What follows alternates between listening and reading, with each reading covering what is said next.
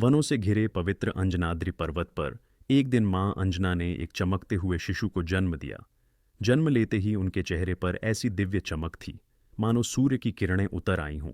यह वही बालक था जो आगे चलकर दुनिया के महानायक हनुमान के नाम से जाना गया। बचपन में हनुमान जी अत्यंत चंचल, निडर और अपार शक्ति से भरे हुए थे। उनका मन हर समय नई नई बातें जानने को करता।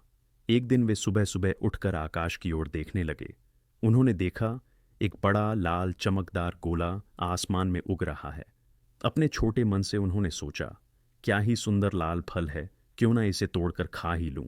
बस फिर क्या था, उन्होंने छलांग लगाई। इतनी ऊंची कि पहाड़, बादल और हवा सब पीछे छूट गए। पल भर में वे आकाश के राजा सूर्यदेव के पास पहुंच गए। सूर्यदेव चकित होकर बोले, बालक, मैं सूर्य हूं, फल नहीं। हनुमान जी ने भोलेपन से कहा, आप तो मुझे मीठे फल जैसे लगते हैं। यह सुनकर सूर्यदेव मुस्कुरा पड़े और उन्होंने हनुमान जी को आशीर्वाद दिया। लेकिन देवताओं में हलचल मच गई। ब्रह्मांड में अंधकार फैल रहा था। सब देवताओं ने जाकर हनुमान जी को प्रेम से समझाया, तब जाकर वे नीचे लौट आए। उनकी इस लीला से सब देवता उनके साहस और शक्ति से परिचित हो गए। कुछ समय बाद उनकी एक और प्रसिद्ध लीला हुई।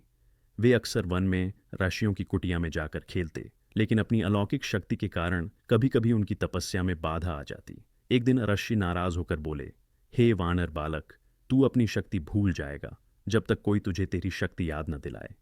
ये शाप क्रोध से नहीं बल्कि प्रेम से दिया गया था, ताकि बाल हनुमान अपनी शक्ति को संयम से प्रयोग करें। इसके बाद हनुमान शांत और विनम्र होने लगे। लेकिन इतना जरूर था कि वे प्रकृति के सच्चे मित्र बन गए।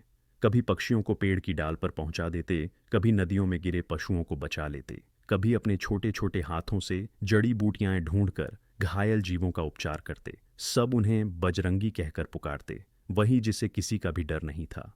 एक दिन वन में एक दुष्ट राक्षस ने बच्चों को डराना शुरू कर दिया।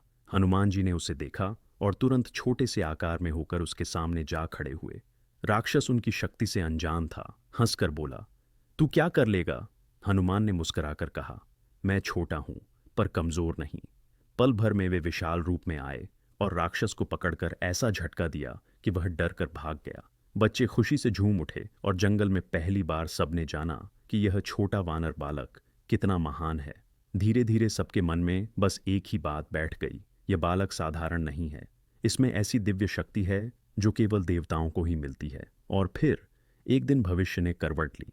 यही बाल हनुमान, जिनकी शरारतें और लीलाएं वन में प्रसिद्ध थीं, आगे चलकर प्रभु राम के सबसे बड़े भक्त, सबसे शक्तिशाली योद्धा और अमर नायक बनेंगे। लेकिन उनकी हर नायकता की शुरुआत इन्हीं प्यारी, साहस से भरी बाल लीलाओं से हुई थी।